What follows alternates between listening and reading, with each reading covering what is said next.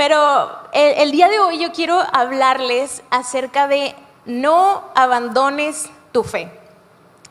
Y yo quiero iniciar con unas preguntas para que pues ustedes las contesten en su mente, ¿verdad? Ustedes ahí respóndanlas en su mente mientras yo las vaya haciendo.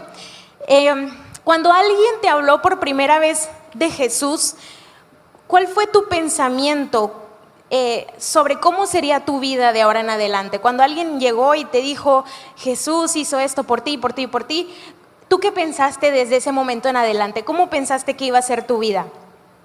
¿Alguna vez pensaste o alguien te hizo creer que tu vida, por ahora conocer a Dios, estaría libre de problemas? ¿Te has topado con gente creyente que parece que no pasa por dificultades, que parece que todo en su vida está bien, que en redes sociales todo parece de maravilla, viajan y viven cosas bien padres y se ve que son bien bendecidos? Y probablemente eso era lo que tú esperabas que Dios hiciera en tu vida, pero no fue así, fue todo lo contrario. O peor aún, alguien te ha cuestionado o alguien ha cuestionado tu fe a Dios porque no sales de una situación, porque sigues tal vez en la misma situación y alguien te cuestiona, te menosprecia o se ha burlado por la situación en la que sigues. Cuando alguien nos presenta a Jesús por primera vez, Jesús parece ser la solución a todos nuestros problemas. Casi siempre nos lo presentan de esa manera, porque en verdad Jesús vino para salvarnos. Jesús sí es la solución para nuestra vida. Pero en ocasiones, cuando nosotros tomamos la decisión o aceptamos la decisión de seguir a Jesús, muchas veces lo hacemos más por nuestra urgencia de que la situación en la que estamos se arregle. ¿Me explico? Que si yo estoy viviendo una situación difícil y alguien viene y me habla de Jesús, para mí eso es la solución. Y entonces yo acepto a Jesús porque para mí Jesús va a solucionar esa situación que yo estoy viviendo. Y en ocasiones no entendemos que en realidad cuando aceptamos a Jesús es para una salvación eterna, no solamente para una salvación en el mundo, ¿verdad? Mientras estamos aquí en el mundo. Y lo cierto es que yo no puedo decir que Dios actúa siempre de la misma manera. Dios siempre actúa de maneras bien diferentes. Y Dios siempre llega a nuestra vida y se muestra en nuestra vida de la manera en que más lo necesitamos, ¿verdad?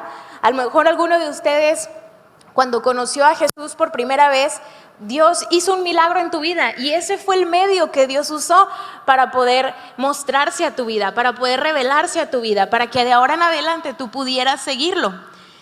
Y a veces cuando nos suceden esas cosas, damos por sentado que de ahora en adelante nuestra vida va a estar libre de problemas, ¿verdad? Si Jesús ya nos salvó y ya nos libró del problema una vez, lo puede volver a hacer. Y ya decimos, no, ya mi vida con Jesús va a ser totalmente libre de problemas.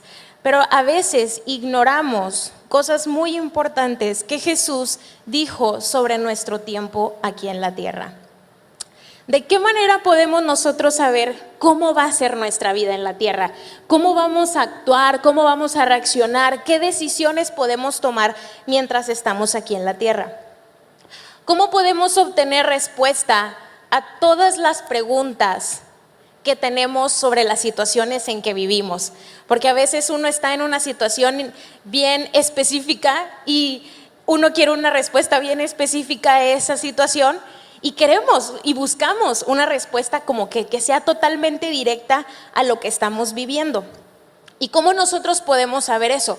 Definitivamente eso nosotros lo encontramos en la palabra de Dios. Y es muy importante que cuando nosotros leamos la palabra de Dios, pidamos ayuda al Espíritu Santo, porque el Espíritu Santo trae una revelación y el Espíritu Santo nos guía a la verdad. Entonces, muchas veces cuando leemos la palabra de Dios, a lo mejor no sentimos que Dios nos esté respondiendo, porque pues cuando leemos la Biblia como que decimos, no, es que esto fue escrito para alguien más y esto fue escrito en otro tiempo, o este versículo como que no me está diciendo qué es lo que tengo que hacer. Pero cuando algo es de Dios para ti, el Espíritu Santo trae una revelación en situaciones específicas y te hace saber lo que tienes que hacer. Aquí hago un paréntesis para contarles una experiencia que una vez Dios, y como para aterrizar esto que les estoy diciendo, y una vez pues yo estaba como entre una decisión, ¿verdad? Y estaba, sí o no, ¿verdad? Típico, siempre si tomo la decisión de hacer esto o de lo otro, ¿verdad? Parte de mí, yo sabía que era lo que tenía que hacer, y muchas veces nuestras emociones están involucradas en nuestras decisiones, y en esa ocasión era mi caso, ¿verdad?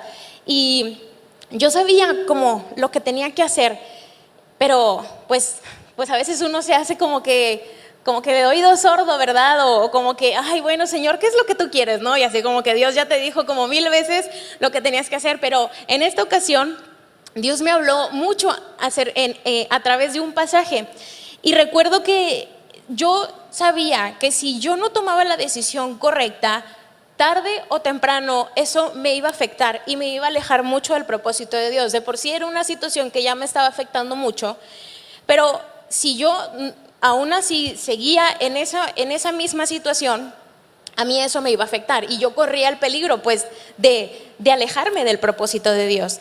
Y entonces un día yo leyendo la palabra encontré, ese versículo no lo puse en las diapositivas, pero se los leo. Yo estaba leyendo y llegué al pasaje de Deuteronomio 30:19. Y entonces, o sea, fue así como un ultimátum así de Dios a mí. Y dice: hoy te he dado a elegir entre la vida y la muerte, entre bendiciones y maldiciones. Ahora pongo el cielo y a la tierra de testigos de la decisión que tomes. O sea, así, wow. Fue súper directo, ¿no? Pero me gusta porque después de esto dice, hace una expresión de: ay, si eligieras la vida para que tú y tus descendientes puedan vivir. Entonces Dios en ese momento me hizo saber que la decisión que yo iba a tomar no solamente me iba a afectar a mí, me iba a afectar a mi descendencia, ¿no? O a las personas que vienen después de mí. Entonces a mí eso como que wow, me marcó totalmente, y yo sabía que era lo que tenía que hacer. Digo, ya sabía, pero como que ahora sí que Dios dijo: pongo el cielo y a la tierra de testigos de la decisión que tomes, ¿no? Y entonces ahí sí ya lo tomé como que algo bien fuerte, ¿no? Yo dije: no, ahora sí que si me equivoco, yo no puedo ir con Dios y decirle: Dios, ¿por qué me dejaste tomar esta decisión? ¿No? Así como que ahí está el cielo y la tierra de testigos, ¿no? Y pues a uno a veces así como que cuando Dios se pone así con nosotros no nos gusta tanto, ¿verdad? Pero Dios es misericordioso, y aún en las últimas oportunidades, no sé, como que antes de poder equivocarnos, Dios tiene misericordia y nos vuelve a hablar así como que hasta que entendamos. Y entonces mi invitación con esto que les acabo de contar es que cuando ustedes lean la palabra de Dios, antes oren y pidan al Espíritu Santo que traiga revelación. Señor, bueno, estoy atravesando esta situación y yo quiero que a través de tu palabra tú me reveles qué es lo que tengo que hacer. Y en ocasiones Dios te va a dar una palabra, como en este caso, ¿verdad? Pero en ocasiones a lo mejor vas a leer, no sé, un versículo que no tiene nada que ver con lo que estás viviendo. Pero aún si tú no encuentras respuesta a tu pregunta, ten por seguro que el Espíritu Santo va a hablar a tu vida, porque hay una promesa en la palabra de Dios de que el Espíritu Santo vive en nosotros. Entonces esa vocecita que te está diciendo por ahí no, es el Espíritu Santo. O si esa vocecita que te está diciendo por ahí y pone paz en tu corazón, es el Espíritu Santo. Y aquí lo importante es que podamos disponer nuestro corazón para escucharlo, porque muchas veces el Espíritu Santo va a hablar para exhortarnos, para corregirnos, la parte que a veces como que no nos gusta tanto, pero que es necesaria. Pero también muchas veces el Espíritu Santo va a traer paz, va a traer consuelo, va a traer gozo, para que puedas aumentar tu fe. Y continuando con el tema acerca de no abandones tu fe, Jesús dijo algunas de las cosas que nosotros podemos o vamos a enfrentar aquí en la tierra. Yo creo que el deseo de Dios a través de este mensaje y a través de su palabra es que podamos tener mentes, corazones, vidas y palabras que se parezcan más a Jesús. Y en los capítulos 15 y 16 de Juan, en la historia, Jesús está dando sus últimas enseñanzas e instrucciones a sus discípulos antes de ir a la cruz. Y Jesús les dice muchas cosas, pero les advierte de cosas que van a vivir más adelante y cómo las van a enfrentar. Como cristianos, creyentes o como hijos de Dios, hay dos tipos de situaciones o aflicciones por las que regularmente atravesamos. La primera de ellas es por seguir a Jesús. Esto Jesús se los dijo en Juan 15:18. Y la verdad, uno no espera que Jesús le diga eso, pero Jesús lo dijo y más adelante vamos a entender por qué se los dijo. Dice: si el mundo los odia, recuerden que a mí me odió primero. Si pertenecieran al mundo, el mundo los amaría como a uno de los suyos, pero ustedes ya no forman parte del mundo. Yo los elegí para que salieran del mundo, por eso el mundo los odia. ¿Recuerdan lo que les dije? El esclavo no es superior a su amo. Ya que me persiguieron a mí, también a ustedes los perseguirán. Si me hubieran escuchado a mí, también los escucharían a ustedes. Entonces aquí Jesús está preparando a sus discípulos para que ellos puedan continuar con la buena noticia, con el evangelio, pero que a pesar de eso, a pesar de llevar una buena noticia a las personas, la gente los iba a odiar y la gente les iba a hacer muchas cosas por ser seguidores de Jesús, por seguirlo. Y Jesús les hace saber que si me lo hicieron a mí, a ustedes también se lo van a hacer. Entonces, pues no pretendan que no les vaya a suceder, porque si Él, siendo Jesús, el Salvador, el Hijo de Dios, se lo hicieron, pues a nosotros más. Y Jesús nos vino a enseñar y a poner en práctica el ser buenas personas, el hacer el bien al prójimo, el poder amarnos los unos a los otros. Incluso en una ocasión Jesús nos dice: ámense como yo los he amado. De alguna manera es diciendo: ámense más que a ustedes mismos. O Jesús, cuando le preguntaron a Jesús: ¿cuál es el más grande mandamiento? Jesús respondió: amarás al Señor tu Dios con todo tu corazón, con toda tu alma, con todas tus fuerzas, con toda tu mente, ¿verdad? Y luego dice: y el segundo es semejante a este, no es ama a los demás como te amas a ti mismo, ¿verdad? Es amarás al prójimo. Entonces, Jesús nos enseñó eso. Ese fue una enseñanza y un mensaje de Jesús de poder hacer el bien a las personas. Y a veces pensamos que a lo mejor esto nos ayudará a obtener el favor de la gente, que la gente automáticamente nos va a querer, ¿verdad? Que les vamos a caer bien, que vamos a hacerlos buena onda. Pero algo muy importante es que como nosotros no creemos ni promovemos valores del mundo, sino los principios de Dios, que son cosas totalmente opuestas, esto inevitablemente nos acarrean burlas, menosprecio, odio de la gente, por no compartir o por no avalar lo que ellos dicen, creen o están haciendo. Así que si creíamos que íbamos a caerle bien a todos por seguir a Jesús, porque Jesús se ve que es súper buena onda, pues la verdad es que yo creo que de todas las religiones o creencias somos los menos queridos, ¿sí o no? Siempre van contra los cristianos, siempre tienen que decir algo en contra de los cristianos. Entonces, pero a pesar de eso no quiere decir que nosotros tengamos que dejar de amar a la gente y dejar de bendecirlos, porque Jesús también los dijo: oren por los que los persiguen, amen a sus enemigos.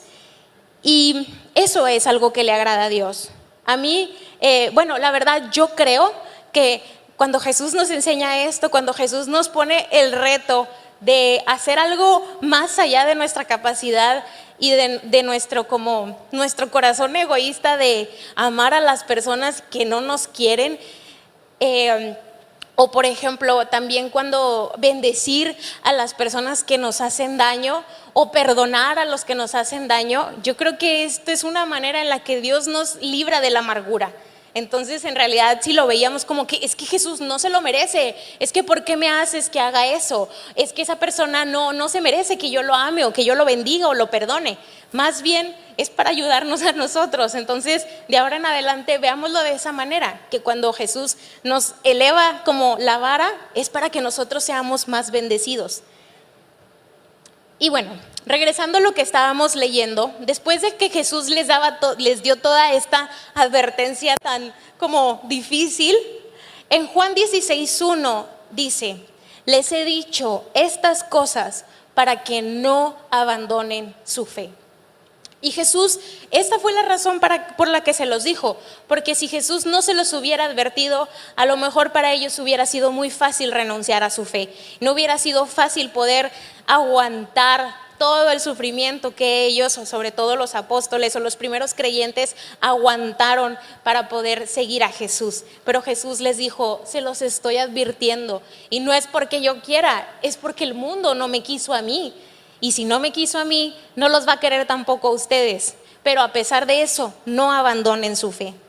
Y aquí hay algo muy importante que Jesús nos enseña: que nuestro reto no es atravesar situaciones o enfrentar pruebas, porque eso todos lo vivimos. Creyentes y no creyentes, todas las personas, todos los seres humanos atravesamos situaciones difíciles. El reto o el desafío, no sé cómo llamarlo, es que en medio de todo este proceso no descuidemos o renunciemos a nuestra fe, que podamos permanecer firmes en nuestra fe, porque hay gente que atraviesa situaciones difíciles, inmediatamente renuncia a su fe, y Jesús dice: es que eso todo lo van a vivir, pero ustedes no abandonen su fe. Me gusta mucho el libro de Daniel.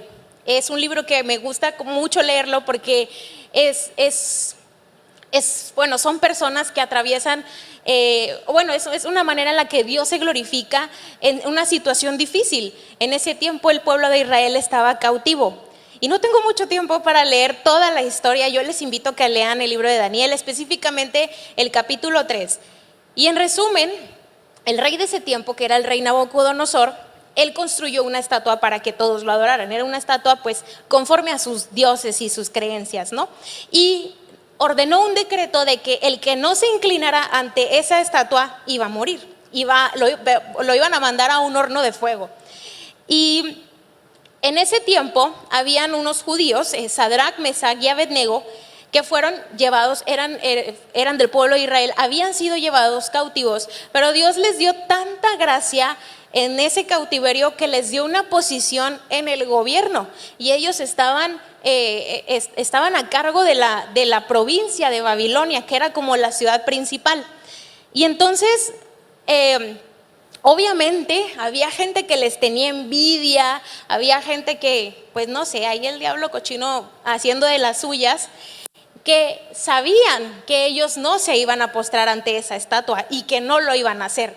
Entonces fueron con el chisme, con el rey Nabucodonosor, y le dijeron: rey, es que ellos, de que tú dijiste, así bien cizañosos y manipuladores, ¿verdad?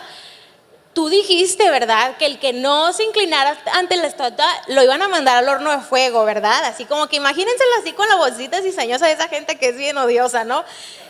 Y luego dice el rey: sí, yo dije eso. Bueno, así no, déjame te cuento, ¿no? Y luego se fueron con el chisme y le dijeron: ellos tres no se quisieron inclinar ante la estatua, no quisieron obedecer tu decreto, ¿no? Y entonces el rey se enojó demasiado, y de hecho dice la historia que el rey se enojó tanto que se le desfiguró la cara. Imagínense el temperamento de este hombre, que hasta se le enchueca la cara, ¿no? Y luego él los mandó a llamar, ¿verdad? Y entonces les dijo: ¿es cierto que ustedes no se quieren inclinar ante la estatua? Y ellos pues no quisieron, dijeron: no lo vamos a hacer, ¿verdad? Y entonces todavía les da una última oportunidad: les doy una oportunidad para que se inclinen. Y miren la respuesta de estos jóvenes en Daniel 3, 16 al 18. Oh Nabucodonosor, no necesitamos defendernos delante de usted. Si nos arrojan al horno ardiente, el Dios a quien servimos es capaz de salvarnos. Él nos rescatará de su poder, su majestad. Pero aunque no lo hiciera, deseamos dejar en claro ante usted que jamás serviremos a sus dioses ni rendiremos culto a la estatua de oro que usted ha levantado. Imagínense una respuesta de esas. Y no era cualquier persona, era un rey. Y no era cualquier amenaza, era un horno de fuego. A mí me impresiona la fidelidad y la valentía para permanecer firmes, para no abandonar su fe. Y después de esto, pues uno diría, bueno, no los van a arrojar, no les van a hacer nada, se va a arrepentir al último. No, sí los arrojaron, sí se fueron al fuego. Pero en el versículo 24 al 25 dice: de pronto Nabucodonosor, lleno de asombro, se puso de pie de un salto y exclamó a sus asesores: ¿no eran 3 los hombres que atamos y arrojamos dentro del horno? Sí, su majestad, le contestaron. Miren, gritó Nabucodonosor, yo veo a 4 hombres desatados que caminan en medio del fuego sin sufrir daño, y el 4.º hombre se parece a un dios. Me encanta esta historia, porque en medio del fuego, en medio de la muerte, el Señor estuvo con esos jóvenes y los libró. Y esto es a lo que nos invita Jesús, a que a pesar del fuego, a pesar de que, bueno, Señor, tengo esperanza de que no me manden al fuego. No, que a pesar de que estemos en medio de ese fuego y de esa tempestad, de ese desierto, no abandonemos nuestra fe. Esta historia me inspira y yo les animo a que cada vez que ustedes pasen por una situación difícil o alguien los esté cuestionando, ustedes la lean y que el Señor pueda revelarles para que les dé esa fuerza para seguir adelante, porque si ellos pudieron, nosotros podemos, porque el Espíritu Santo está con nosotros y porque ahora Él vive en nosotros, y dice la palabra de Dios que mayor es el que está en nosotros que el que está en el mundo. La segunda o el segundo tipo de aflicción por el que vivimos, por el que normalmente atravesamos, es pues por el mundo en el que vivimos. Vivimos en un mundo malo, en un mundo corrompido, en un mundo con mucho egoísmo, con mucho orgullo y también con mucha necesidad a raíz de todo esto. Incluso nosotros vivimos en un país muy difícil, no vivimos en un país fácil, y es un país que tristemente tiene mucha corrupción y hay mucha necesidad en nuestro país. Y luego todavía de que las cosas están medio difíciles en el país, porque aparte también es muy inseguro, nos están quitando el agua, nos están cortando el agua. Es más, levante la mano el que no se bañó. No se crea, no levanten la mano, no levanten la mano. Pero ya nos dimos cuenta, ¿verdad? Que el agua es el recurso más importante y más valioso que tenemos, ¿cierto? Como que antes así de que uno se bañaba, la dejaba abierta, iba y hacía del baño, iba a planchar y luego ya se metía, no, y ahorita ya estamos todos juntando el agua así por un chorrito que salga. Ya nos dimos cuenta que es muy, muy valiosa el agua. Y hay gente que está pasando situaciones difíciles que aunque parezca como que, bueno, es agua, no pasa nada, ¿no? Claro, el agua es necesaria para el alimento, para la limpieza. Entonces hay gente que no tiene acceso ahorita a eso y está pasando por un tiempo difícil.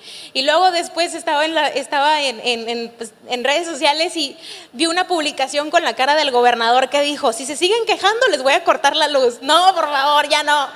Ya bien amenazados todos los que estamos aquí en Nuevo León, ¿verdad? Y bueno, continuando. En los libros en donde se relata la vida y las palabras de Jesús, Jesús nunca prometió una vida sin problemas. Jesús nunca dijo: ustedes van a tener una vida completamente plena, segura, ustedes nunca se van a enfermar, nunca van a atravesar por el dolor. O Jesús dijo: ustedes se van a volver personas exageradamente prósperas y van a tener los mejores lugares y ustedes siempre van a tener lo mejor. No, Jesús nunca dijo eso. Y muchas veces también pensamos que desde el momento en que recibimos a Jesús ya nunca vamos a luchar, que ya no vamos a luchar con el pecado, que nuestra vida ya está resuelta, que todo va a ser felicidad. Pensamos que ya no vamos a perder a un ser querido, o que no vamos a lidiar con la duda, que no vamos a experimentar la tentación, o que incluso que alguien nos haga daño. Y cuando pasamos por estas situaciones difíciles y no tenemos la respuesta que queremos, en el tiempo que queremos, nos duele. Sí, nos duele mucho y nos decepcionamos. Pero a veces esto sucede y nuestra decepción es porque no hemos entendido quién en realidad es Jesús y qué es lo que Jesús hace. Jesús no vino para resolver nuestra vida en la tierra, Jesús vino para darnos vida eterna. Y dice en Juan 16:33, Les he dicho todo lo anterior para que en mí tengan paz. Aquí en el mundo tendrán muchas pruebas y tristezas, pero anímense porque yo he vencido al mundo. Y yo me quedé pensando en este versículo. Yo dije, Señor, ¿a qué te refieres con yo he vencido al mundo? Porque a lo mejor cuando Jesús dice yo he vencido al mundo, pues uno se lo imagina superhéroe, todopoderoso, no sé, súper fuerte, y así como que va a llegar y va a destruir todo, ¿no? Y incluso eso era lo que el pueblo de Israel estaba esperando. Pero cuando Jesús vino y se dio cuenta que era todo lo contrario, pues no dudaron, no quisieron creer en él, porque esperaban de Jesús esperaban a un Jesús de ese tipo, y Jesús vino pues todo lo contrario. ¿Y qué quiere decir esto? Yo he vencido al mundo. En Hebreos 4:10 dice, nuestro sumo sacerdote es Jesús, porque Él es el que intercede entre Dios y nosotros. Él es el puente, Él es el camino.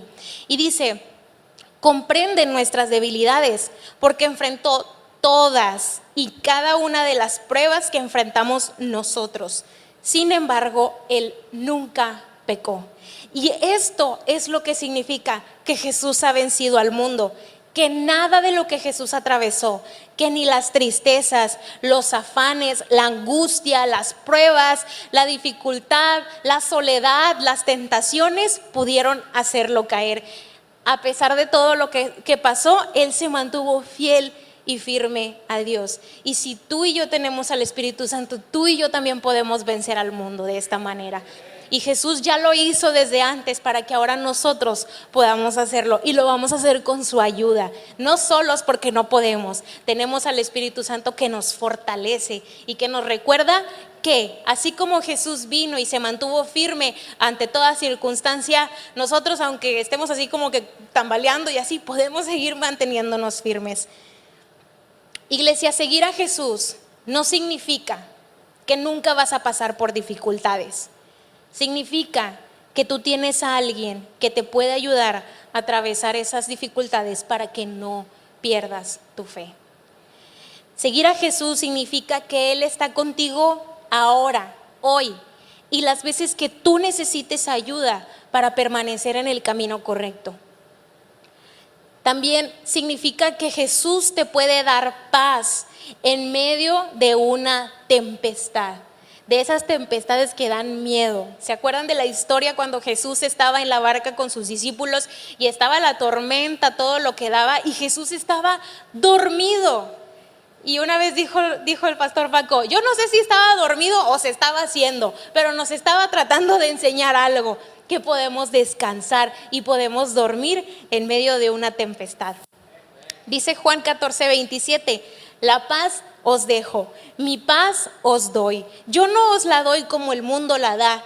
No se turbe vuestro corazón ni tenga miedo. Porque la gente, cuando piensa en paz, piensa en una vida sin problemas, una vida tranquila, una vida sin turbaciones. Pero Jesús dice, yo les doy una paz que el mundo no les da, porque mi paz, dice Jesús, es una paz en medio de la tormenta, es una paz en medio del desierto, es una paz en medio de cualquier circunstancia que tú puedas estar atravesando. Y yo creo que es importante que nosotros podamos buscar esa paz. Muchas veces buscamos como la felicidad, la satisfacción o como que la adrenalina, no sé, pero esas cosas o esas emociones a veces son muy momentáneas, no duran muy poco, pero la paz, esa nadie te la puede quitar.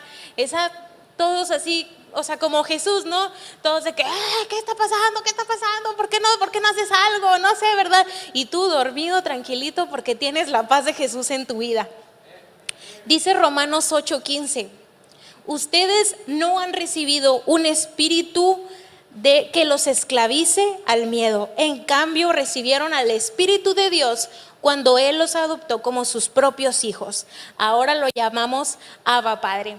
Y hace poquito, justamente hace como una semana, entendí un poco más esto, porque como que a veces yo como que tengo una debilidad, yo soy muy miedosa. Entonces desde chiquita como que muchas cosas me provocan miedo. Me provoca miedo el sufrimiento, me provoca miedo la escasez de agua, me provoca miedo, no sé, muchas cosas. Las películas de miedo me dan mucho miedo. Y entonces soy una persona como que lidia mucho con el temor. También a veces como lucho mucho con el que la gente, pues que la gente no hable de mí, porque la verdad no está padre estar en la boca de la gente o algo así, y como que lucho con ciertos temores.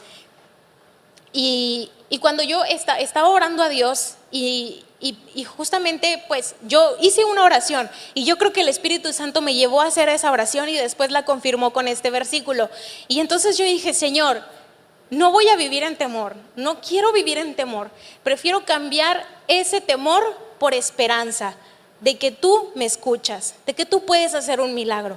Y si no sucede, no pasa nada, pero es peor vivir en temor que vivir con esperanza, ¿cierto? Porque a lo mejor uno que vive con esperanza y no suceden las cosas, pero vives con esperanza.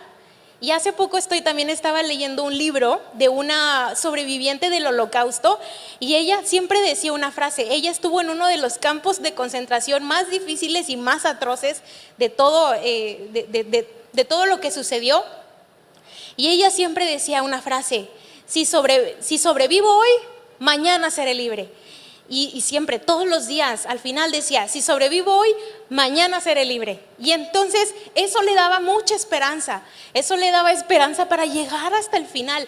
Y no sabía cuándo iba a ser. Ella tenía la esperanza de que el día de mañana iba a ser como que el día de que los iban a llegar a liberar. Y pasó un año, pero durante un año dijo: si sobrevivo hoy, mañana seré libre. Y entonces un día llegaron y ya los liberaron. Y ella pues pudo seguir con su vida. Y entonces esto es algo que nosotros ahora también podemos vivir, que no vivamos con el temor, porque no podemos hacer nada con el temor. A veces son temores que no existen, a veces son cosas y circunstancias que no son reales, que solamente están en nuestra mente. Así que vamos a cambiar el espíritu de temor por una esperanza. Y aquí, como dice Romanos, que no fuimos salvos para vivir en temor. Al contrario, ahora tenemos la confianza de acercarnos a un Padre bueno, a un Padre que nos escucha, a un Padre que nos hace libres, a un Padre que nos rescata.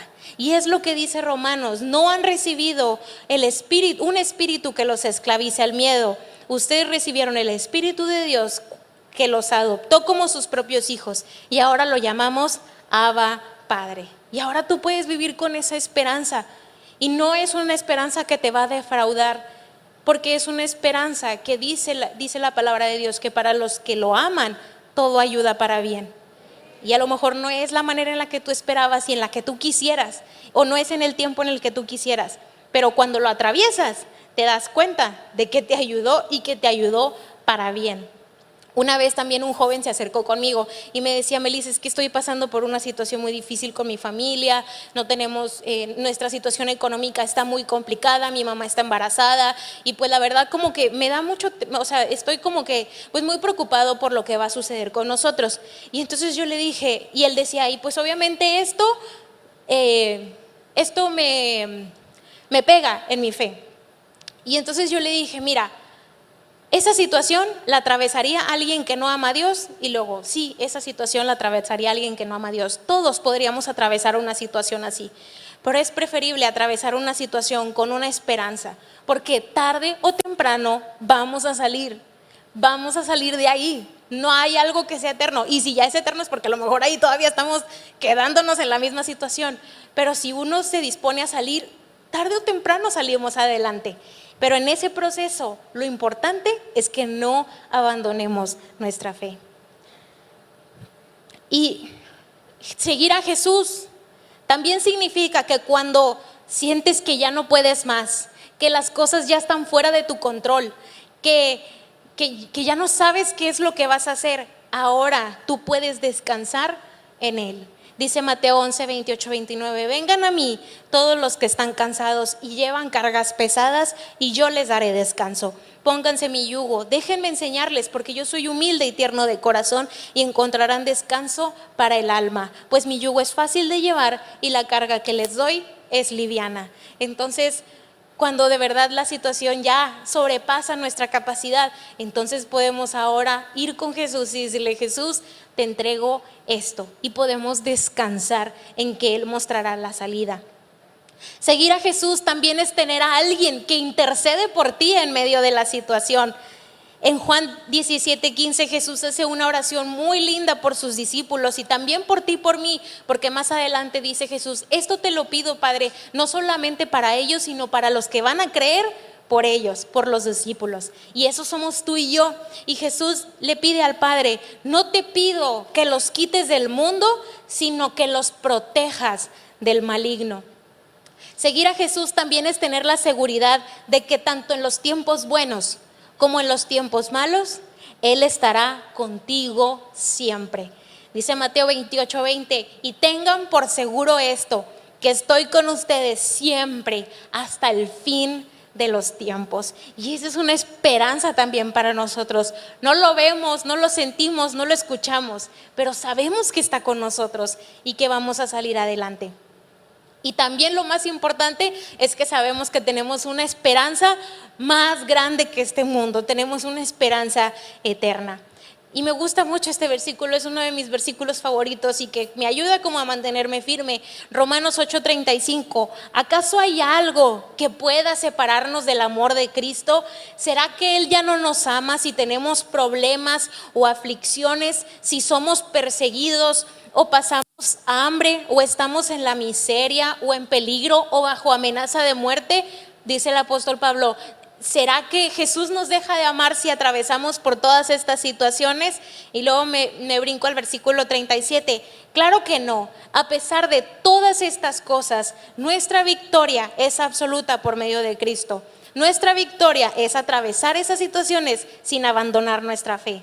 Y estoy convencido, dice, de que nada podrá separarnos del amor de Dios, ni la muerte, ni la vida, ni ángeles, ni demonios, ni nuestros temores de hoy, ni nuestras preocupaciones de mañana. Ni siquiera los poderes del infierno pueden separarnos del amor de Dios. Ningún poder en las alturas, ni en las profundidades. De hecho, nada en toda la creación podrá jamás separarnos del amor de Dios, que está revelado en Cristo Jesús nuestro Señor. Y esto nos enseña a que nada te debe de separar del amor de Dios. Dios nunca te va a dejar de amar, Jesús nunca te va a dejar de amar, pero nosotros sí podemos dejar de amar a Dios. Y si Jesús, con todo esto y a pesar de todo esto, nos sigue amando, nosotros podemos también amarlo a pesar de todo esto, y Él nos va a ayudar. Y a lo mejor es que uno dice: es que es Jesús sí lo pudo hacer, yo no puedo. Jesús te va a dar la fortaleza. Tú vas a recordar en el momento más difícil y en el que a lo mejor estés a punto de renunciar a tu fe, te va a recordar lo que hizo por ti un día. Te va a recordar que te dio esperanza. Te va a recordar que salvó a un familiar tuyo o que te sanó de una enfermedad. Él va a traer eso a tu memoria de que lo puede volver a hacer. Y Jesús no nos prometió una vida fácil y sin problemas. Él nos invita a no perder nuestra fe, a confiar, a tener paz y a descansar en Él. Y termino leyéndoles un pasaje que me gusta mucho. En Mateo 5:3-11, Jesús habla acerca de el título de este pasaje se llama las bienaventuranzas. Y en este pasaje se describe pues aquellos que son bienaventurados. Esa palabra quiere decir, o según su definición, son personas que son afortunadas, que son felices. Y hay otra definición que dice: y que gozan de Dios. Y en este versículo podemos leer lo siguiente: Dios bendice a los que son pobres en espíritu y se dan cuenta de la necesidad que tienen de Él, porque el reino de los cielos les pertenece. Dios bendice a los que lloran, porque serán consolados. Y cuando uno lee esto dices: ¿de verdad esa persona es bienaventurada? ¿El que llora? ¿De verdad el que no puede, el que necesita de Dios es bienaventurado? Y sigue diciendo: Dios bendice a los que son humildes, porque heredarán toda la tierra. Dios bendice a los que tienen hambre y sed de justicia, porque serán saciados. Dios bendice a los compasivos, porque serán tratados con compasión. Dios bendice a los que tienen corazón puro, porque ellos verán a Dios. Dios bendice a los que procuran la paz, porque serán llamados hijos de Dios. Dios bendice a los que son perseguidos por hacer lo correcto, porque el reino del cielo les pertenece. Dios los bendice a ustedes cuando la gente les hace burla y los persigue y miente acerca de ustedes y dice toda clase de cosas malas en su contra, porque son mis seguidores. Alégrense, sean bienaventurados, ¿no? Y tú dices, no, yo no quiero eso, Jesús. Pero Jesús dice, alégrense, estén contentos, porque les espera una gran recompensa en el cielo. Así que cuando tú estés atravesando una situación difícil y si no ves la respuesta aquí en la tierra, tienes una recompensa en el cielo. Y yo creo que de verdad Dios es tan misericordioso que siempre, casi siempre nos da como que la solución mientras estamos aquí en la tierra y nos saca. Porque Dios no es malo, Dios es bueno. Pero aún si la situación o a lo mejor seguimos padeciendo burlas, seguimos padeciendo del menosprecio de la gente por seguir a Jesús, pues eso no va a terminar, eso va a seguir, pero nuestra recompensa no está aquí, nuestra recompensa está en el cielo, y eso también es algo a lo que nos tenemos que aferrar, que no queramos ver todas las bendiciones de Dios aquí en la tierra, porque a lo mejor no suceden, y no porque Dios sea malo, sino porque de verdad vivimos en un mundo muy difícil. Pero cuando estemos en el cielo y cuando estemos con Dios, las bendiciones van a ser impresionantes, van a ser hermosas. Y esa es la esperanza que también Jesús nos ha dado. Así que no abandones tu fe, porque también tienes una recompensa en el cielo. Ahí cierra tus ojos y vamos a orar a Dios. Señor, hoy te damos gracias por tu palabra. Te damos gracias, Señor, porque tú nos has enseñado el día de hoy. Y hoy yo te pido, Padre, para que cada corazón que está aquí pueda ser buena tierra y esta semilla que tú has sembrado pueda dar fruto, Señor. Tú conoces cada situación, conoces cada vida, conoces a cada persona y sabes, Señor, también si alguno está atravesando por algún problema, por alguna dificultad. Pero hoy yo te ruego, Señor, para que fortalezcas su fe, para que en medio de la situación que ellos puedan estar atravesando, tú puedas, Señor, darles la fe que ellos necesitan, que ellos puedan saber que su ayuda viene del cielo, que su ayuda viene de ti, que hiciste los cielos y la tierra y que tú eres el Dios todopoderoso.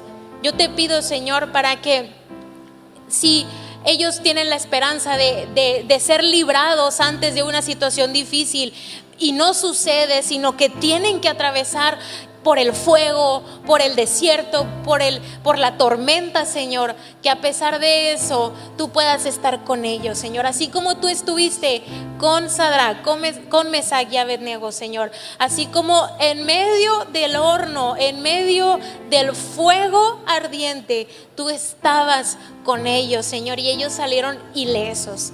Y yo te pido, Señor, para que así tú puedas fortalecer y ayudar a cada uno a seguir adelante y no abandonar su fe.